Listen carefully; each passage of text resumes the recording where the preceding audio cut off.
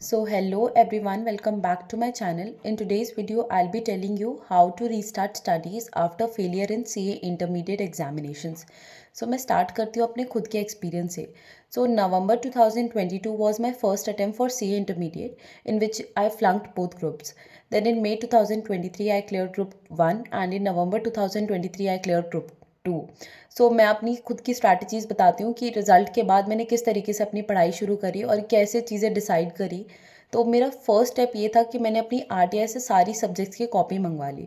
तो जब आप आरटीआई से अपनी कॉपीज़ मंगवाते हो ना, तो एक तो आपको अपनी सिली मिस्टेक्स पता चलती है कि कहाँ पर आपने सिली मिस्टेक्स करी। उसके अलावा कॉन्सेप्चुअल क्लैरिटी कि कौन से चैप्टर्स थे जिसके आप क्वेश्चंस अच्छे से अटेम्प्ट नहीं कर पाए। उसके अलावा थर्ड चीज़ और जो कि बहुत इंपॉर्टेंट है, आपको एक रियलिटी चेक मिलता है चीज़ों का। क्योंकि जब रिजल्ट आता है ना, तो मोस्टली सीए स्टूडेंट्स क्या करते हैं, इंस्टीट्यूट पर गलती लगाते हैं कि ठीक है यार, इंस्टीट्यूट ने हमें मार्क्स नहीं दिए, हम इंस्टीट्यूट की वजह से फेल हुए, हमने तो अपनी तरफ से हार्डवर्क करा था। बट जब हम कॉपीज़ मंगा के एक्चुअली देखते हैं कि ठीक है यार, हमारी भी मिस्टेक्स थी, तो हमें एक्चुअली अपने लूप होल्स पता चलते हैं। तो उसके बाद सेकंड स्टेप ये होगा कि आपको इस चीज़ का एनालिसिस करना है कि ऐसे कौन से सब्जेक्ट्स थे जिसमें आपकी कॉन्सेप्चुअल क्लैरिटी नहीं थी। तो उस चीज़ को आप एनालाइज़ करने के लिए ये देख सकते हो कि ठीक है, कौन से सब्जेक्ट्स थे जिसमें आपके 25 to 30 मार्क्स आए, मतलब जिसमें 30 के भी बिलो मार्क्स आए, तो आप उसको कंसिडर कर सकते हो कि हाँ, कॉन्सेप्ट्स कहीं ना कहीं बहुत ज़्यादा वीक थे। तो आप उन सब्जेक्ट्स के लिए अपने लिए क्लासेस मंगवा लो। फास्ट ट्रैक बैच बहुत बेस्ट रहता है। अगर मैं अपने रिकमेंड करूँ तो आप कॉस्ट और एफएम के लिए डेफिनेटली नमित अरोरा को रेफ़र कर सकते हो। वो बहुत अच्छे टीचर हैं। वो मतलब बहुत अच्छे से आपको कॉन्सेप्चुअल क्लैरिटी तो बहुत अच्छी दे देंगे और आपके स्पेशली प्रैक्टिकल सब्जेक्ट्स में कॉस्ट एंड एफएम में बहुत अच्छा आप स्कोर कर लोगे। और अगर मैं आपको टैक्स के लिए बताऊं तो बीबी सर विल बी बेस्ट। और बाकी I don't have any clue. तो थर्ड स्टेप में आपको एकदम रफ स्ट्रैटेजी बनानी है अपने लिए for the month of February, March and April. Overall strategy for all the subjects, जिसके लिए मतलब अगर आप सिंगल ग्रुप के लिए प्रिपेयर कर रहे हो तो फॉर 4 सब्जेक्ट्स, अगर आप बोथ ग्रुप्स के लिए प्रिपेयर कर रहे हो देन फॉर 8 सब्जेक्ट्स। और वो स्ट्रैटेजी बना के अपने वॉल के सामने लगा लो। उससे आपको एकदम क्लैरिटी मिल जाएगी, बिल्कुल कन्फ्यूजन नहीं रहेगा कि आगे के टाइम में क्या करना है। एटलीस्ट आप इस चीज़ से तो एकदम फ्री हो जाओगे।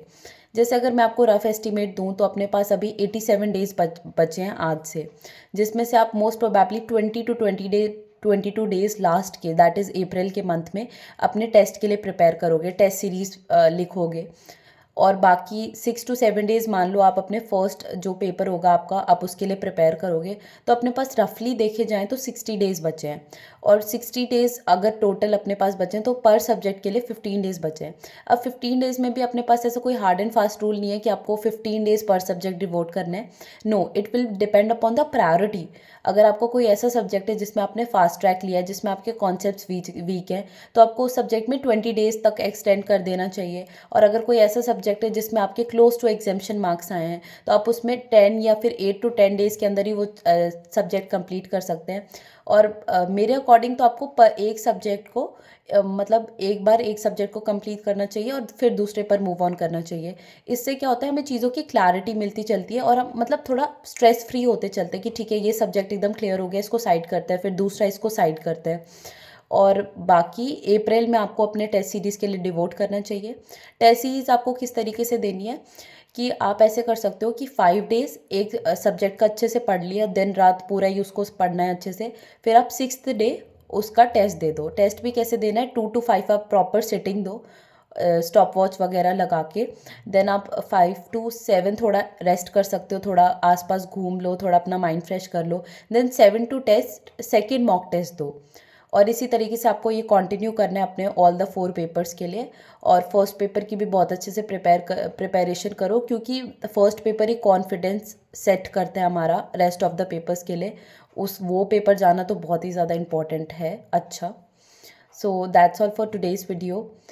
if you like today's video, please like, share and subscribe, and okay, bye.